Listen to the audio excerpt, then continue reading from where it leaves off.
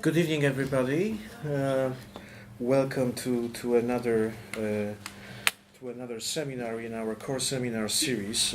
This semester, the title of today's paper is "Democracy in Poland: Representation, Participation, Competition, and Accountability since 1989." And I have a great honor to present our today's speakers. Dr. Gwiazda is lecturer in comparative politics in the Department of Political Economy, King's College London. Prior to her appointment at King's College in 2010, she lectured at Trinity College Dublin, where she got her PhD in 2005.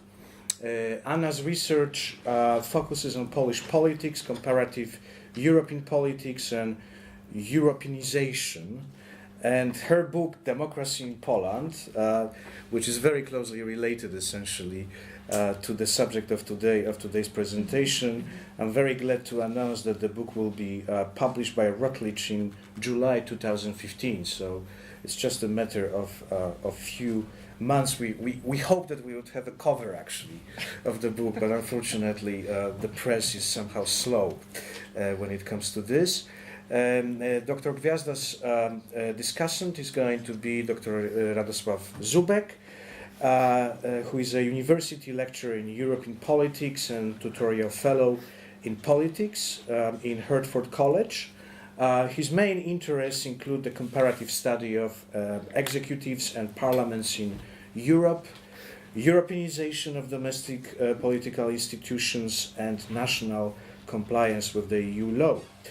He's currently leading a comparative research project on agenda setting in European legislatures funded by the British Academy and the John Fell Fund. The project examines the practice of and the institutional foundations for negative and positive agenda control in 18 European parliaments. So without much ado, please, Anna. Mm-hmm. Thank you very much. Thank you very much for the invitation, and thank you very much for coming. I really appreciate it. Monday afternoon, late afternoon, obviously it's not the best time. So today I'm going to talk about democracy in Poland, and the first thing I want to say that what I'm going to present today is really based on a 3-year research which will be published as a book called Democracy in Poland: Representation, Participation, Competition and Accountability since 1989. So first of all, I want to talk a little bit about the background of this project. So as I said, I started doing research in this area 3 years ago, and this was the time really of the economic crisis, and there was so much discussion about the democratic crisis as well. So there was a lot of discussion and debate about democratic crisis, but nobody really tried to define the crisis, or nobody really tried to say why democracies are going through the process of crisis, and how can we really measure different levels of democratic performance. So it's a question about really democratic performance. And this was the first really debate which in many ways inspired me. And then I thought, what is missing in the field is a very systematic approach to measuring democratic performance. So I wanted to contribute to this research. I also wanted to contribute to the research on new democracies. So there is a very interesting field called democratic performance of new democracies. So in general, we talk about democratization studies. And again, there is no systematic way of assessing democratic performance of new democracies. And what we often hear is that new democracies do not perform as well as old democracies.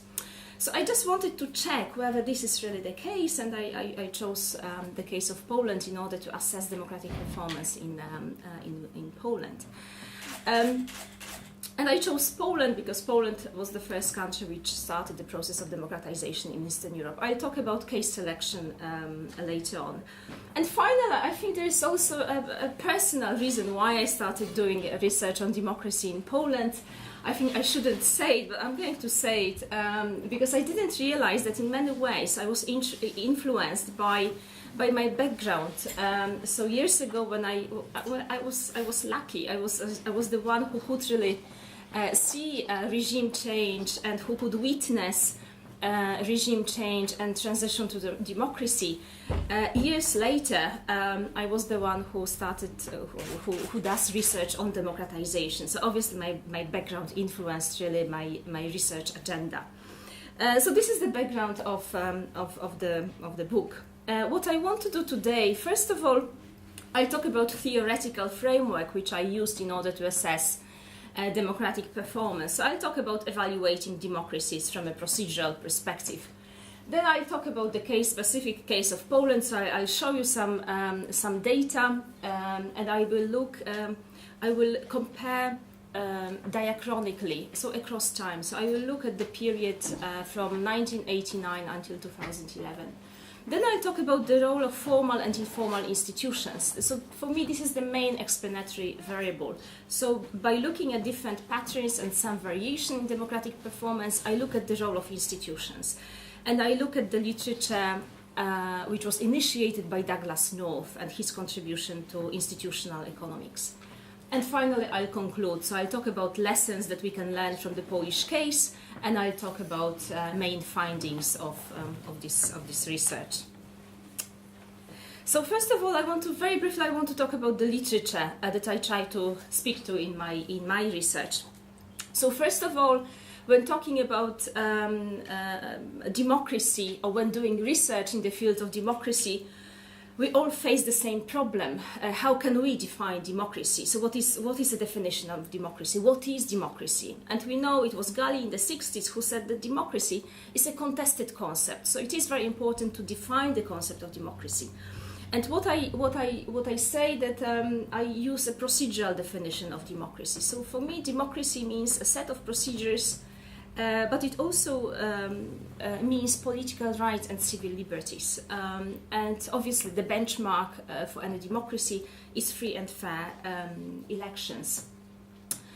But I don't, what I do in my research, I state that I use a procedural definition of democracy, and I refer to Dahl and his contribution to defining democracies.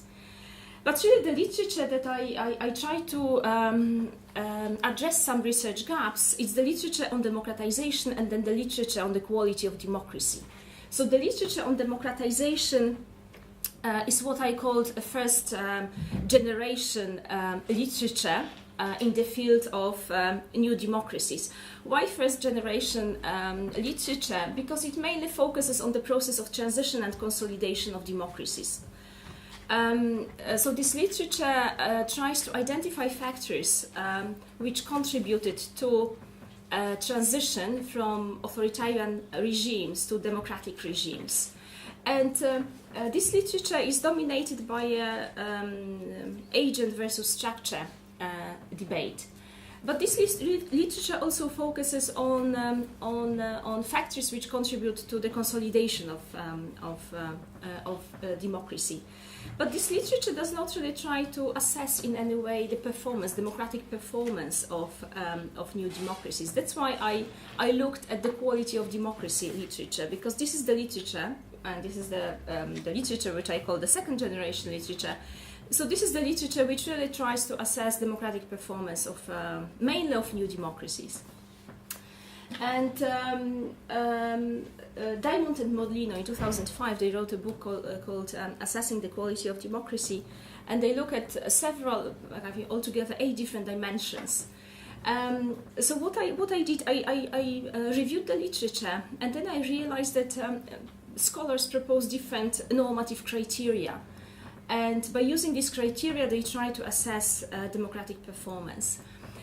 Yet my argument is that there's no systematic approach to evaluating democracies. So what I propose in my research, first of all, obviously it's an in-depth analysis of the Polish case, and I'm going to discuss it later on.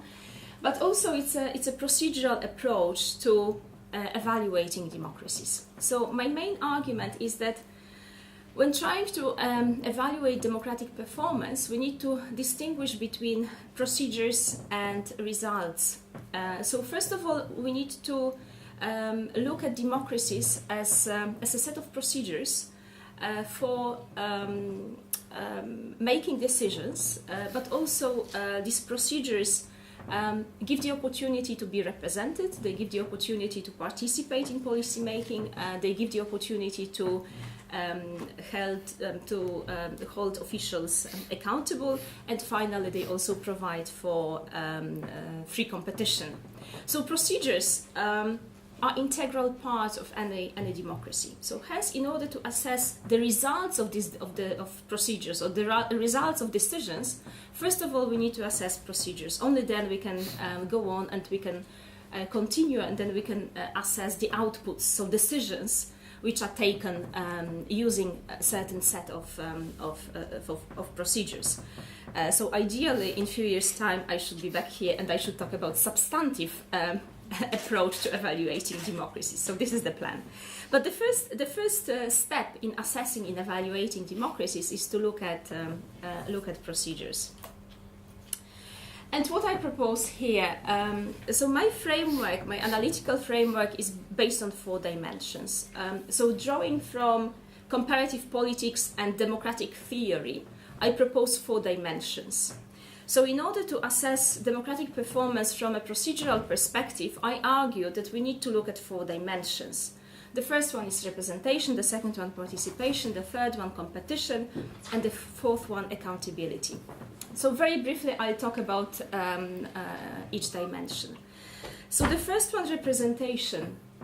When talking about representation, I refer to Hannah Pitkin's contribution to studies of representation, and her book on the concept of representation is vital. So I borrow her understanding of the concept of representation, and I also talk about a difference between descriptive representation and substantive representation.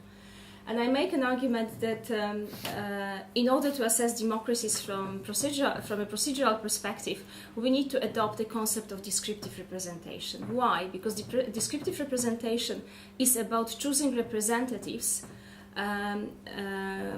who in some ways resemble the voters. So they show some characteristics which they share with the voters. And the literature on representation, on political representation, is vast. But as I said, I narrowed down my focus, and I decided to choose only descriptive representation. And then what I propose the way how to operationalize the concepts. So I propose very, hopefully, clear ways of measuring all these 4 dimensions. So in the case of representation, when talking about descriptive representation, I look at the representation of women, and then I also talk about the representation of minorities, ethnic minorities. The second dimension is participation, and again here the literature is very broad. I mainly refer to Carol Pateman, whose contribution to our understanding of participation is very important. And she supported the idea of participatory society. Obviously, Dahl was also a political theorist who emphasized the importance of political participation, meaning the involvement of citizens in decision making, meaning the involvement of citizens in politics in general. And this is the literature which later on was developed by scholars like Robert Putnam, and his contribution to this literature and his understanding of participation in terms of social capital is very important. So I also talk about the importance of this literature on social capital and social trust, which is relevant to then to the way how I explain low levels of participation in Poland. So in order to measure participation, I differentiated between electoral participation and non-electoral participation. So electoral participation is measured by electoral turnout.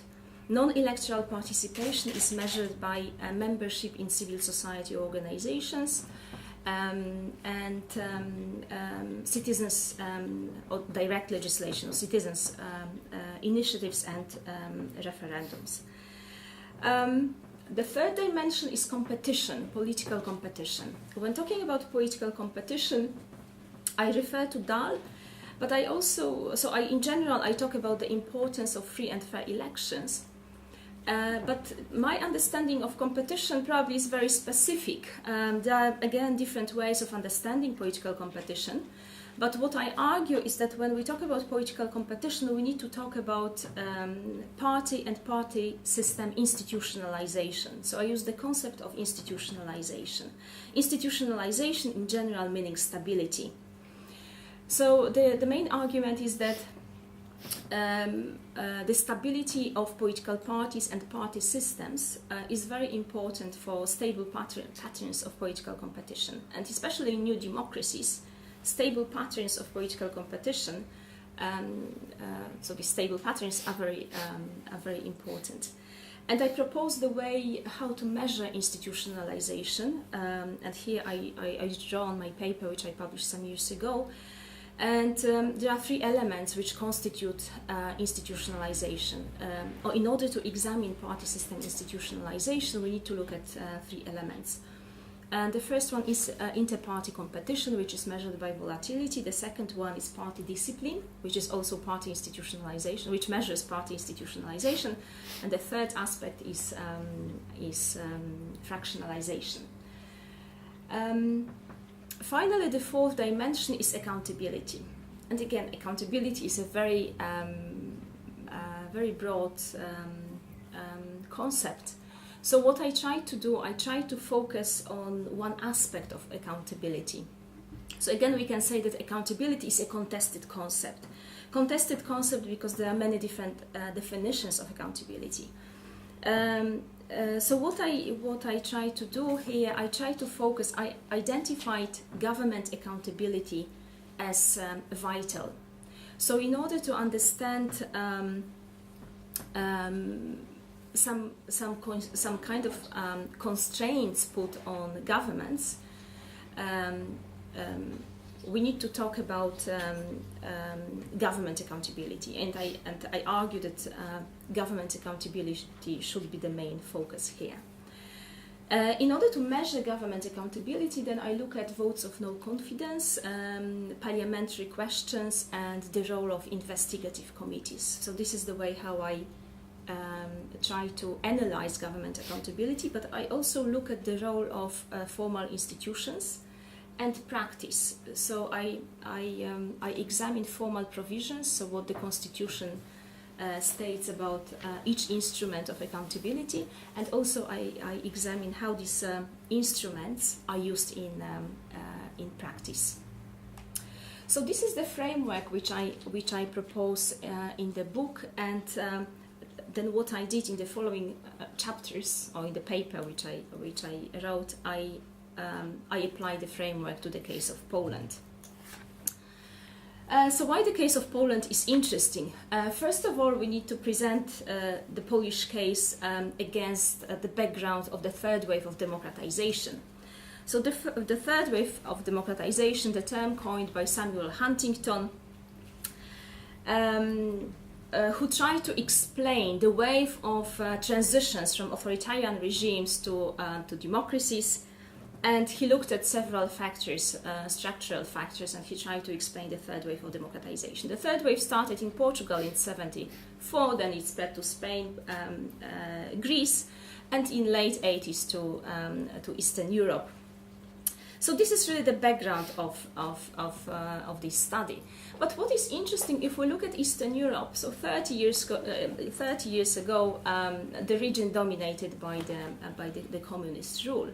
30 years on, we have a very interesting variation, because there are some countries like Russia or Belarus which are authoritarian regimes. Then we have a group of countries which are partly free, like Moldova or until the conflict, Ukraine. And we have also a group of countries which are consolidated democracies. So we have a very interesting variation, and the question is, why is it so? So why some countries manage to democratize successfully while other countries still remain authoritarian regimes? This is the most important question in the area of democratization in Eastern Europe. But the second very important question is, how can we explain different democratic performance of of countries in the region. And this is the question I address. And this is the question which is not really often raised, but it is a very interesting question. And again, in the context of debates on the democratic crisis, in the context of debates on the economic crisis, democratic performance is vital. So I try to understand why some countries perform better than other countries. And specifically here, I want to understand why some new democracies perform better than other new democracies. So I focus on new democracies, and I also provide some synchronic comparisons. So I compare Poland to other countries in the region. So the case study of Poland, so I examined Poland from 1989 until 2011. 1989 obviously was a turning point in political history in Poland, and very briefly I present the events, what happened. So obviously I talk about the importance of semi-free elections. First of all, I talk about the importance of the roundtable negotiations, then semi-free elections, the first grand coalition headed by Mazowiecki. And also very briefly, I try to understand why regime change happened in Poland. So what factors contributed to regime change? But there is vast literature on the subject. So really what I do, I just suggest some literature. And I would argue that there was an interaction of different factors. But I really focus on the period from 1990, 89 until 2011. So I'm really interested in democratic transition and democratic consolidation. So I don't focus so much on regime change as such, but I focus on transition and consolidation. And I present diachronic comparison. So I compare results across time over the period of 20 years, and I look at the results of 7 different elections. Okay, so now let's look at some results. So the first one is representation. Yeah, I hope you can see the numbers. So when talking about political representation, the way how I measure political representation is by looking at the number of women in the parliament. And in early 90s, there was a very low percentage of female deputies. And in fact, some scholars argued that Polish, this new democracy was masculine democracy because it was really dominated by men. So there were only 44 female deputies out of 460, so 9.6%. Then there was, over time, there was slight increase. And in 2001, so 2001 elections, we can see a quite significant increase to 20%. And finally, the most recent elections in 2011, we can see some increase to 24%. So 24% right now is the average in the European Union. So we can say that the performance of Poland is quite good. Okay, it's the average. It's not the best. It's not as good as Sweden or Finland, but it's not as bad as Malta, where the percentage of women in parliament is only 8%. So it is average. The question is, okay, the Senate. I'll talk about the Senate first. If we look at female or women's representation in the Senate, we see that it has been very low, with the exception of 2001, when there was a sudden increase, but then it dropped again, and in 2011 the percentage of women in the Senate was only 13%, so significantly lower than in the upper chamber. And then the question is why. So I'll also talk about explanations. When presenting the evidence, I'll talk about explanations. And as I said, the main focus for me is institutional explanations. And the main argument here is that it is about electoral laws. So electoral laws, which are very different, or electoral systems are different for the elections to the Sejm and different for the elections to the Senate. Basically, elections to the Sejm are based on proportional representation. Elections to the Senate are based on majoritarian electoral system. And the literature would say that majoritarian electoral systems do not favor female representation, while proportional representation electoral systems are better at representing different minorities, including women. Obviously, the question is why there was so proportional representation system has been there for the past 25 years. The question why there was this sudden increase in 2001 and then 2011. 2001, what happened?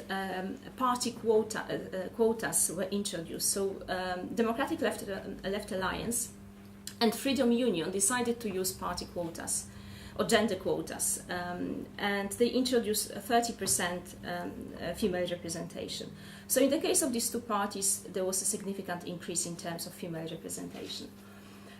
Before 2011 elections, electoral law was changed and gender quotas were introduced. So now formally all political parties should comply with a 35% gender quota. Yet what is interesting is there was a very interesting debate about the effectiveness of gender quotas in the case of Poland, and some argued that indeed there was an increase in the number of women. Some would say, but this increase was tiny, so gender quotas didn't really work. And I think what is important when talking about gender quotas, if we look at individual political parties, we can see that the party in government civic platform, in terms of female representation, they got around 38%. So only one political party really performed very well in terms of increasing female representation. So the argument is that yes, if we talk about gender quotas as an institutional provision which potentially could increase female representation, we also need to talk about additional provisions. So in the cases of proportional representation, open systems, it is very important that women have top places, or one of the top 3 places. So there is a high degree of correlation between being placed in the top places and then being elected. The Senate, okay, this representation in the Senate, no gender quotas and majoritarian electoral system, and hence this is how we can explain a very low level of representation. This sudden hike in 2001, I would say it was just a coincidence. So there was no explanation why it was the case. Okay, minority representation. Minority representation in Poland. This subject is very interesting. It is interesting because Polish society is very homogeneous. So according to the 2011 census, there's only 1% or a little bit more than 1% of ethnic minorities living in Poland. So it is a very homogeneous country, which is very unusual if we look at Europe in general. But traditionally, from the very beginning, from regime change, there were institutional provisions which provided for ethnic or national minority representation in the parliament. And the main provision is that there are no thresholds used for minority representation. And if we look at representation over the past 20 years, we can say at least in the lower chamber of parliament, there is a fairly good representation in terms of minorities. The main issue, I would say, and this is what I also discuss, is the issue of Silesian minority, which is obviously not represented. But the strategy, at least this was the, I think, the message I got from deputies. The strategy of Silesian minority is to be elected through mainstream political parties, because only then they can push for promoting their interests. It's not only the strategy of Silesian minority, it's also the strategy of German minority. And so German minority prefers to be elected through mainstream political parties rather than as representatives of German minority, which can also explain why there was a slight drop in terms of German minority representation. Okay, electoral participation. Electoral turnout.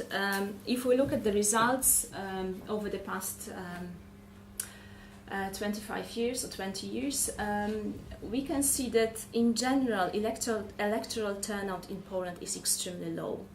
So the average turnout in parliamentary elections is around 48%, and it's the lowest in Eastern Europe.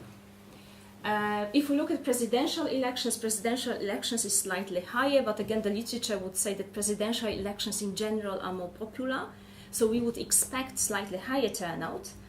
And indeed, the average turnout is around 58%. And finally, turnout in referendums. There were 3 referendums, one in 96, then 97 and 2003. And again, very low. So the average was around, I think, 45. And the main question is why? So how can we explain the fact that electoral participation in Poland is so low? And I looked at different arguments in the field, and I conducted several interviews with Polish scholars, and I must say this is an issue which is in many ways difficult to explain. But I believe that, and I argue, in fact, in my book, that a political culture which is based on low levels of trust, low engagement in civic matters, and high levels of anti-party sentiments. So this kind of political culture is not very conducive to high levels of participation. So I look at the role of political culture and how political culture can explain levels or low levels of political participation. But obviously, one of the explanations in the field is path dependency. That, so people do not participate because during communism they were forced to participate, and when they were given the right to participate, they chose not to do so. This argument is not very convincing because if we look at other countries in the region, they have much higher electoral turnout. So I try to look at different reasons. So I try to understand why this political culture in Poland is based on this high level of mistrust, and here we are talking about interpersonal mistrust, but also political mistrust. So Polish citizens do not trust political institutions, but also they have very low levels of trust towards one another. And the question why? And I found some evidence which goes back to times before communism, to times the 19th century really, and partitioning of Poland. And several scholars argued that we can really explain these low levels of trust in Poland by looking at the partitioning of Poland and the very fact that Poland was occupied for more than 100 years by Prussia, Russia and Austro-Hungarian Empire. So for a long period of time, the Poles did not trust political institutions. So this is one of the arguments in the field. So political culture here matters. So informal institutions. So this is the main explanation for a low electoral participation. Non-electoral participation. So I also looked at the engagement of the society in civil society organizations. And I have data from late 90s up to 2010. So in 98, people who actively participated in civil society organizations constituted 23%. In January 2010, 28% respondents said that they participated in civil society organizations. The Eurobarometer survey some years ago conducted a very similar study among all EU member states, and the EU average is 45%. So Poland is at the bottom of the ranking. I think the worst performing country, if I remember well, was Lithuania, and Poland was the second worst. So the Polish citizens are not engaged. They do not participate. They are not active. So there is no active civil society. Then I also looked at citizens' legislative initiatives, and this was the instrument which was introduced with the 97 Constitution.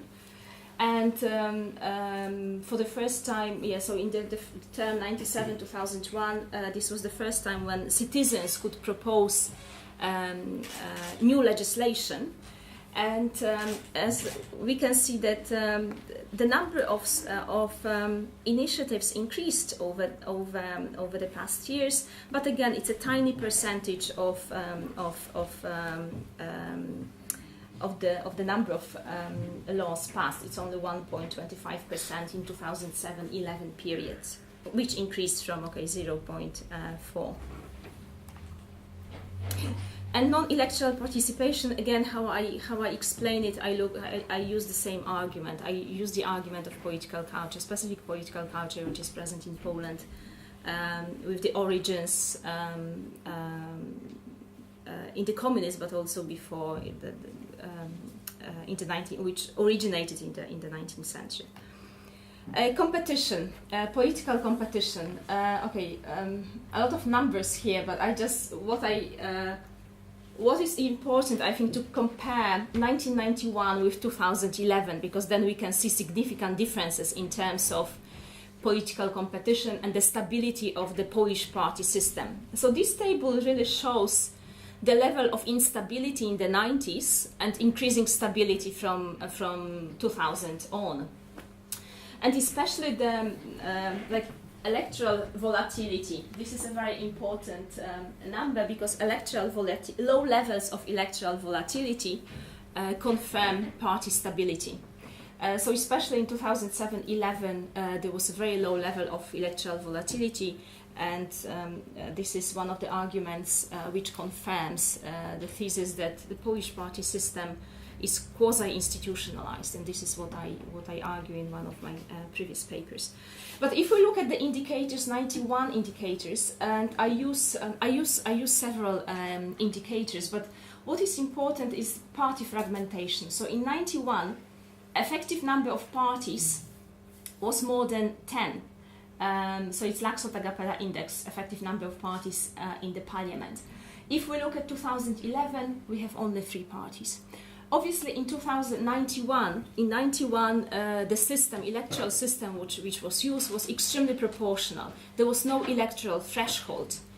And as a result, 29 political parties, they were not even parties, they were just groups or individuals, entered parliament. So the parliament was extremely fragmented, which contributed to very unstable government.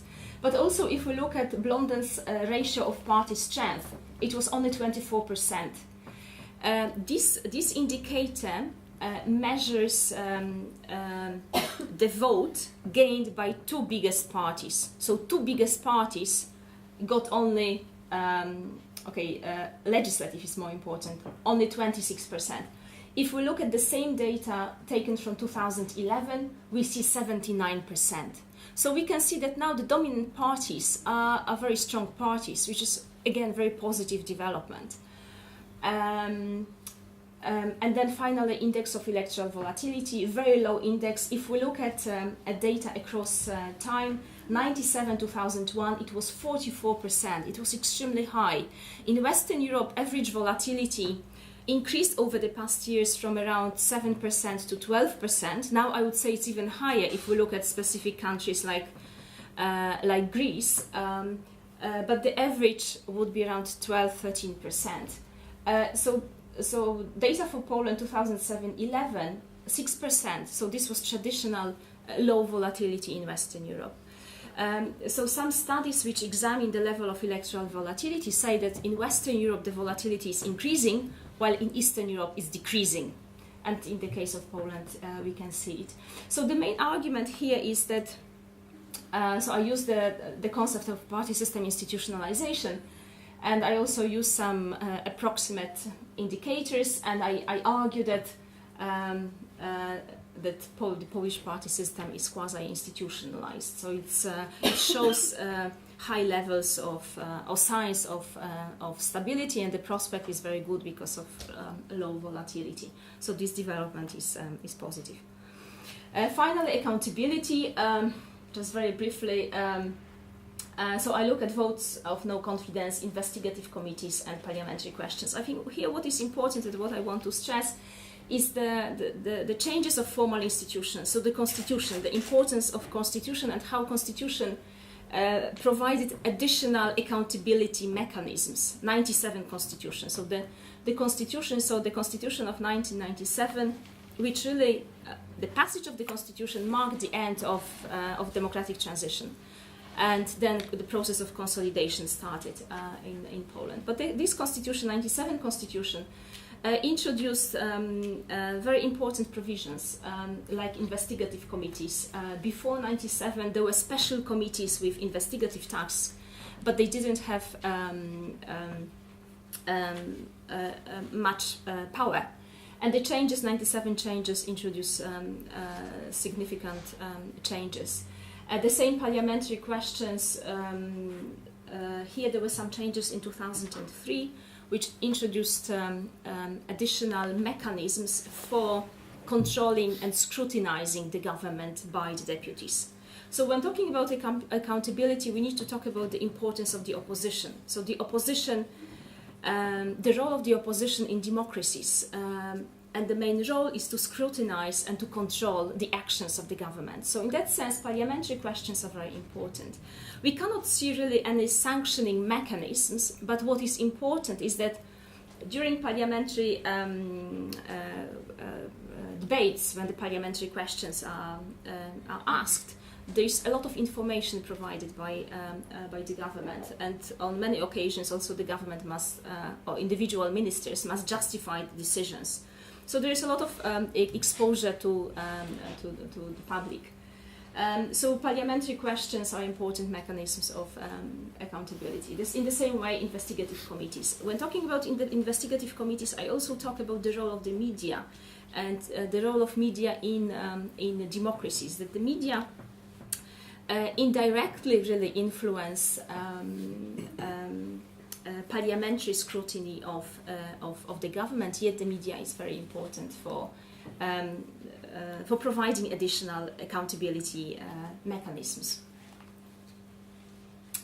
So the role of institutions. In the paper I talk about the role of institutions, but here just I want to summarize what I try to do when presenting data. I look at the role of formal institutions and informal institutions. So I adopt a definition of institutions as used by Douglas North. And he talks about institutions as rules of the game, as humanly devised constraints. And he distinguishes between formal and informal institutions. And I argue that both formal and informal institutions are important, and they can explain significant variation in democratic performance across 20 years. So when talking about informal institutions, I do talk about political culture. When talking about formal institutions, I talk about the role of constitution, electoral laws, law on political parties. Assessment. What I try to do, I try to evaluate democratic performance in Poland over the past 20 years. And what I argue is that by looking across time, we can see significant improvement in democratic performance. And I classify Poland as a good quality democracy. So I have three categories. The first one is high quality democracy, then a good quality democracy, and then low quality democracy. And I say that Poland started, obviously, unsurprisingly, from a very low level, yet right now we can say that it is a good quality democracy. Yet it is not a high quality democracy. Why? Because of the level of participation. So by comparing Poland with other countries in the region, but also countries outside, countries in Western Europe, so by using synchronic comparison, so I compare Poland with the situation in Poland with the situation in other countries around the region, I could see that the main problem, the main democratic deficit, is in political participation. So I also try to propose some policy recommendations. What policies could be used in order to increase levels of participation? And I talk about deliberative democracy. And this is a very interesting subject. I don't really elaborate on it, but there were some interesting experiments done in Ireland, in Iceland, in Estonia, of creating assemblies, and assemblies had to decide on constitutional issues, and especially the one in Ireland was very successful. The use of information and communication technologies. So, for example, in Estonia, voting, there is e-voting, and e-voting became very popular. And I think that in the most recent election, some 30% of voters voted by using e-voting.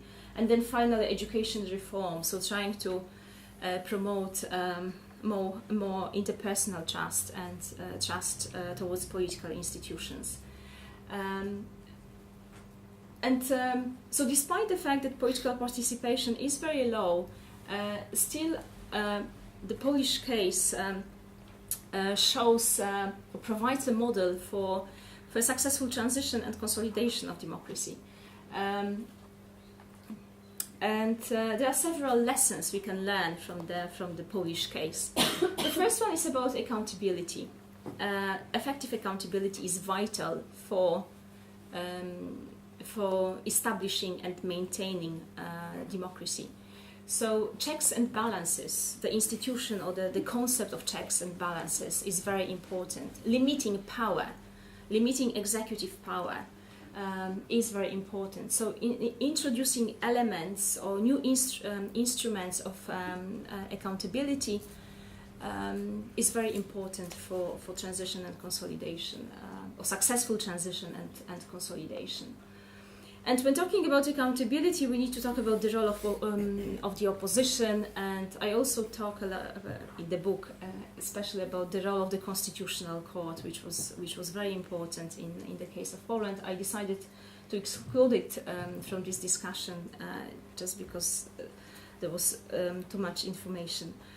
But in the case of Poland in general, the agents of accountability, so the opposition and the Constitutional Court, were cornerstones of Polish democracy. Then another important element, and I think it's a good lesson, is the representation. So providing instruments or institutions, or designing institutions or electoral laws in a way which would provide for a good degree of representation of gender and ethnic minorities. Another lesson which we could learn is about political competition. And stable political competition is very important because it provides more accountability, or more effective accountability. And but it also offers stable political parties provide clear platforms, and they allow voters to identify different policy options, which is very important for substantive evaluation of democracy when evaluating results. Yet, the Polish case also shows that high levels of social capital or high levels of political participation were not important for the transition and consolidation to democracy. So this finding is different from the findings of Robert Putnam, who in his book Making Democracy Work talked about the importance of social capital and the importance of civic engagement, and how civic engagement and social capital matter for well-functioning democracy in Italy. So this finding is obviously different. So just to conclude, the main finding is that effective accountability, good representation and stable competition are vital for democracies.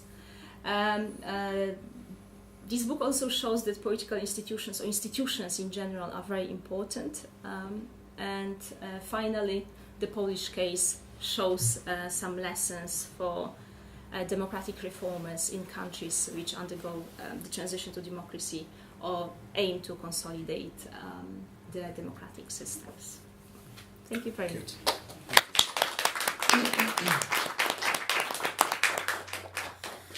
Radek, All right, thank you. response?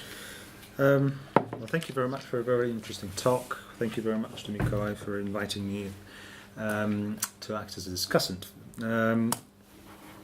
Let me first of all say that this is a very interesting and ambitious research program. It aims to assess the quality of democracy in Poland over 20 to 25 years, basically since transition in the early 1990s. In doing so, the research program examines Polish democracy in 4 different dimensions: representation, participation, competition, and accountability. And my reading of your paper, I haven't read the book yet, but I look forward to it. But the idea I get from reading the paper is that the ambition is to develop a number of mainly quantifiable indicators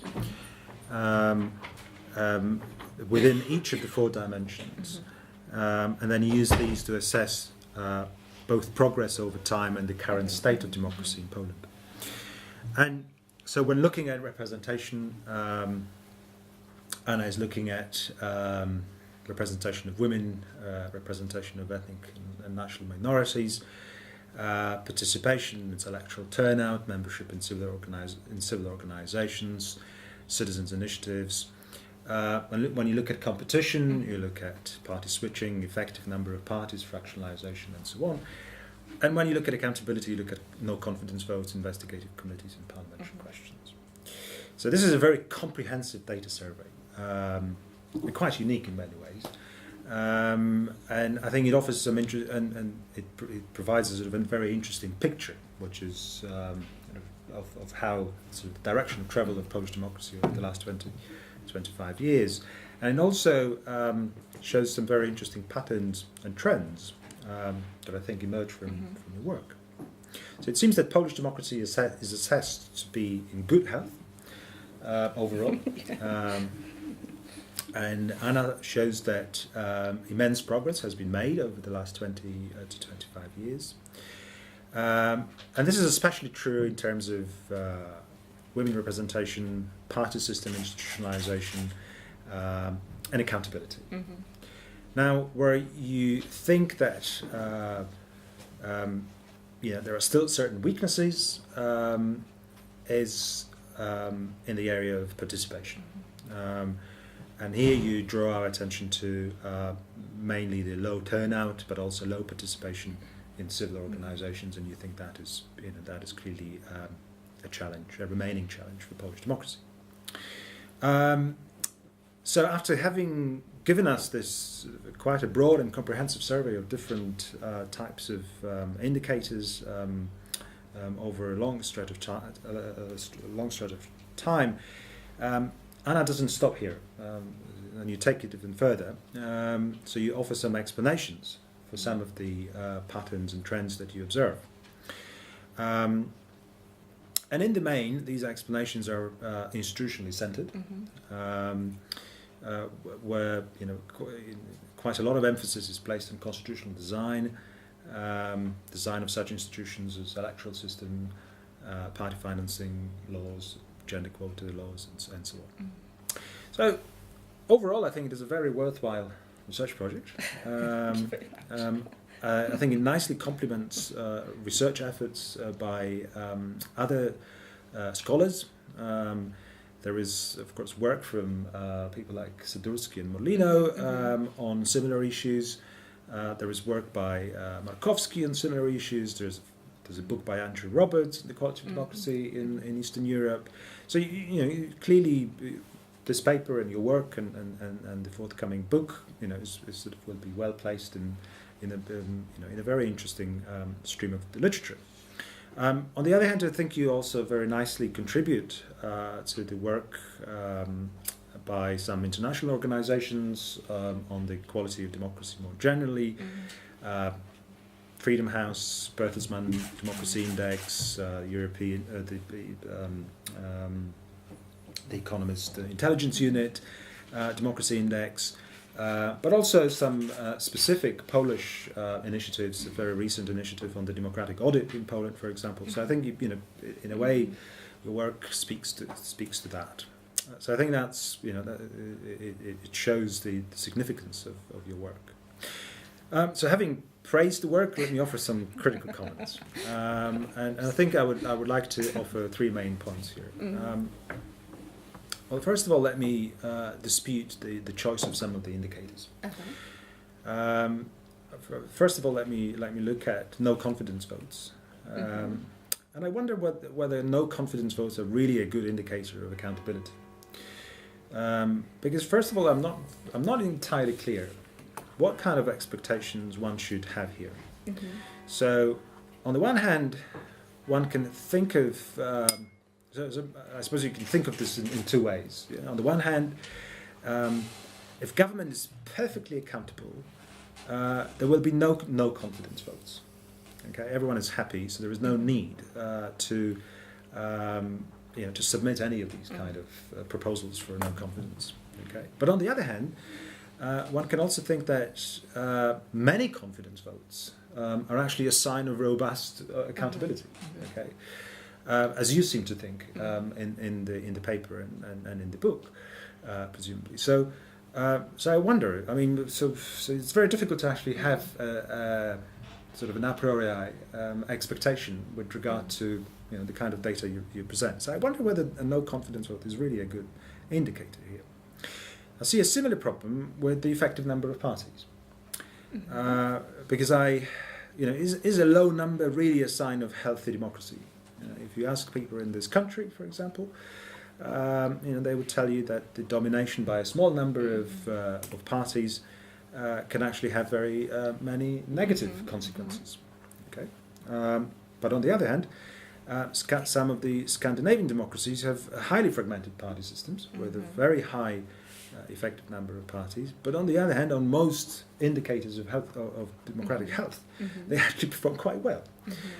So I understand that this is sort of an indicator that was used early on by a lot of party scholars who were looking at Eastern Europe and were wondering why so many parties, and they were using this indicator in order to show that Eastern Europe was different from Western Europe in terms of fractionalization of party systems.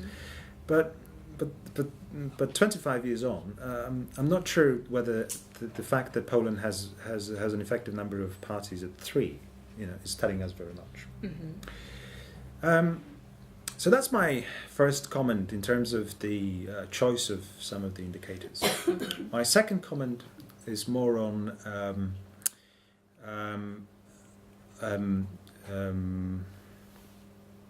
the explanations that you give for some of the patterns that you observe, and I understand that it is very difficult to, within the limits of a single paper, to give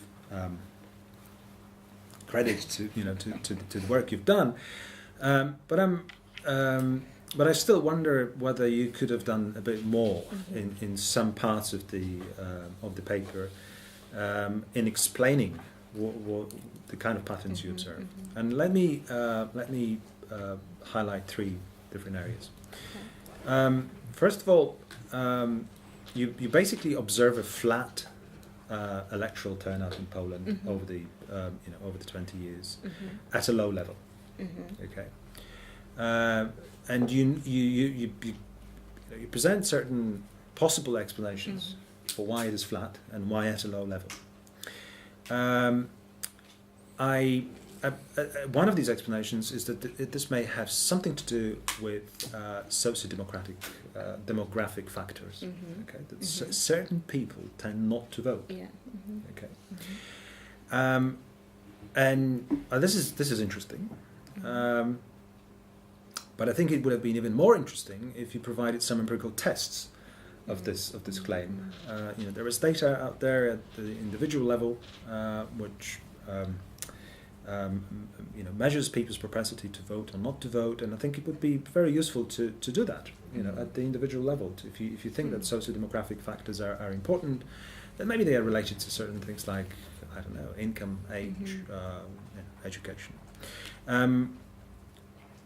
The other factor you mentioned as an explanation for the flat electoral turnout is our institutions, but here I felt that you didn't really go very much into the effect of institutions and explain how different types of institutions have an effect, and I think that's probably quite understandable given that you have no variation in the electoral turnout. There's actually, and also pretty much no variation in the sort of the main institutions. So it is very difficult to really capture the effect of institutions just by looking at Poland. So I think that part of the paper or that part of the book would probably benefit from looking at at this issue more comparatively. And a final point under this heading is that something that you do not consider is the impact of direct presidential elections. And there is comparative work which shows that countries with direct presidential elections do have, on average, lower turnout in the legislative elections. There's a book by Margit Tawitz which basically shows that for all of Western Europe and Eastern Europe.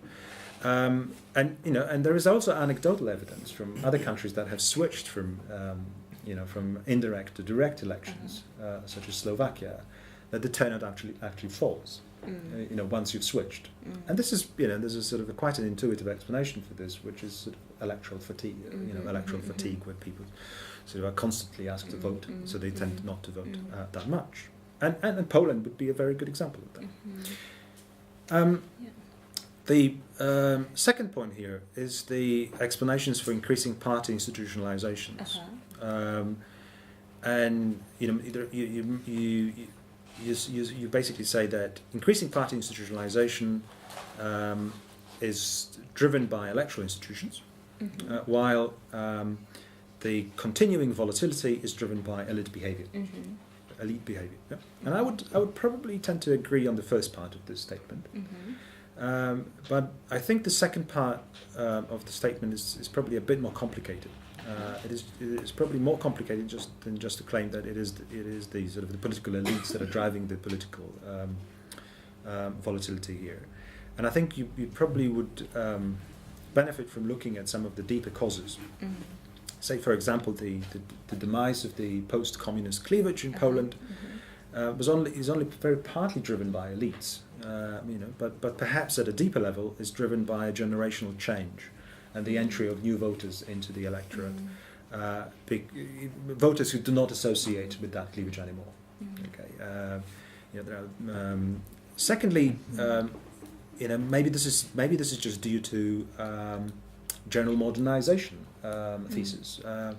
The primary importance of a left-right economic cleavage in most modern democracies is a fact.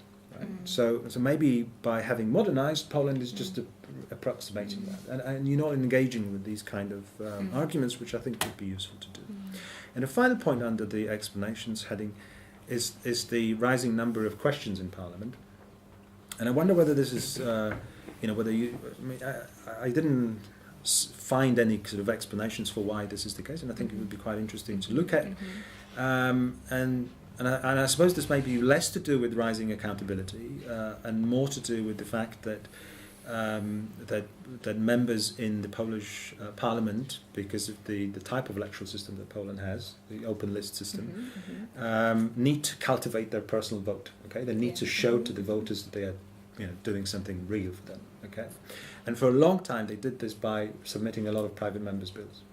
Okay, which then had received a lot of time and attention in the Parliament. Now that changed over the last 10 years. Basically, private members' bills have not received much attention.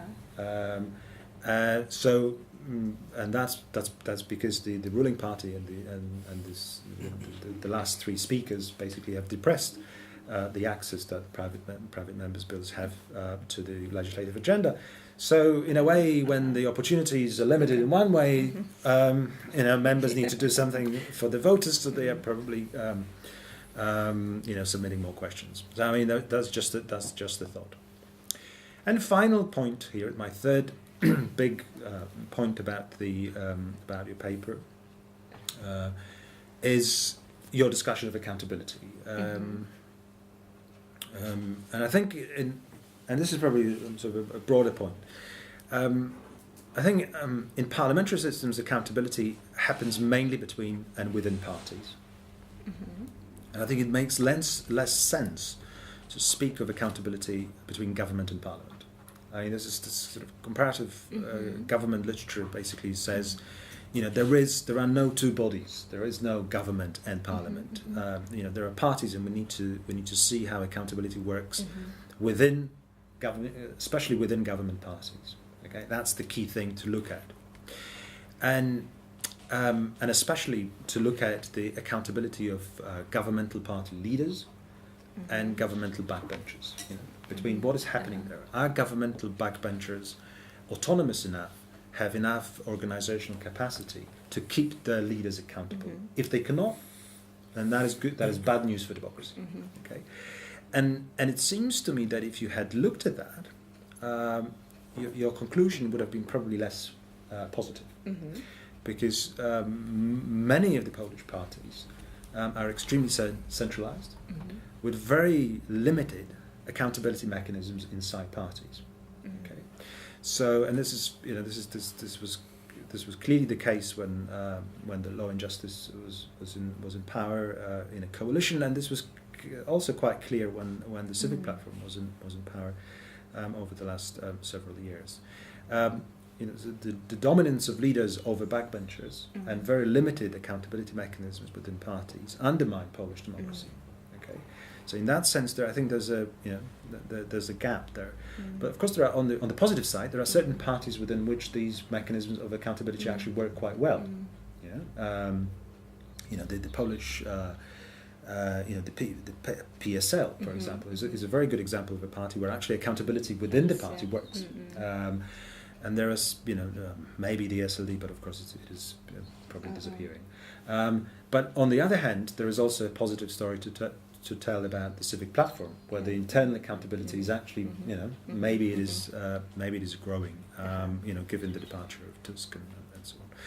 So I think that's probably an area where I would encourage you to do more work.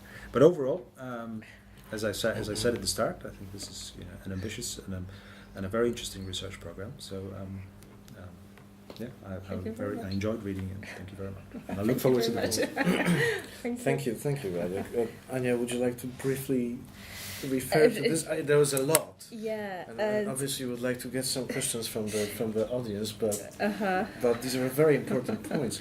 Yes, and I think my slight concern is that I try to summarize 200 pages in 40 pages. So obviously, like some of the questions, I was thinking, oh yeah, I know, we can find this information in the book, not in the paper, because so, for example, the discussion about accountability, the last point. I did not talk about internal accountability, but I do talk about accountability by parties rather than parliament. So I do say that in general the heading is parliamentary accountability of the government, but then I talk about political parties. So this is the last point. Let's start from the first one. Confidence votes. Yeah, I think my argument is that that confidence votes provide the opportunity to scrutinize and control the government. So when there is a vote, before the vote there must be a debate. So when there is a debate, it gives the opportunity to provide information, some decisions are justified, criticized, and so on. I point out that there's a problem here in terms of sanctions, because normally, these votes are never passed. So in terms of sanctioning the actions, nothing is happening. Yet at the same time, information and justification, these two elements of accountability are present. So when I define accountability, I talk about three elements. I talk about information, justification, and sanctions. So I use Schedler's definition of accountability, and I think it helps to examine accountability, just because my understanding of accountability is slightly broader. So it's not only about sanctioning improper behavior, wrong behavior. It is also about providing information or giving the forum for discussing issues. So that's why I would defend the fact that I do analyze no confidence votes. Effective number of parties. Yeah, I mean, good point. Obviously, if we compare the Polish system with Scandinavian systems, then your point is valid. But I would say that effective number of parties is only one aspect which I examine when I talk about the Polish party system institutionalization. So it's only one factor which is important for the analysis of party system institutionalization. So my argument is that we need to analyze several factors, and then we can talk about the stability explanations. Yes, I think the main problem is that this paper is not focused on explanations, but there are definitely more explanations in the book. And I do talk about the role of institutions. So I talk about institutions. I also refer to some research about the role of compulsory voting and the role of introducing two-day voting, how two-day voting could potentially increase the level of turnout from, 50 to 57, and then compulsory voting. The argument, David's argument, I don't think I mentioned this publication, but very good point, definitely. How turnout can be compressed by many elections, and this is obviously the case in Switzerland with very low electoral turnout, just because there are so many votes. And the issue about elites and volatility, generation change, and the same more empirical tests about socio-demographic factors, the role of socio-demographic factors, and the influence of these factors on turnout, and then elites and volatility, additional tests. I wish I had done it. I didn't. It's probably material for another paper. But as I think all know, that we cannot, even if we wish to include everything, we just cannot. So obviously now I know, what I should do in terms of research. So thank you very much. So it will be definitely complimentary. Okay, but we can take questions now. Yes. Romana,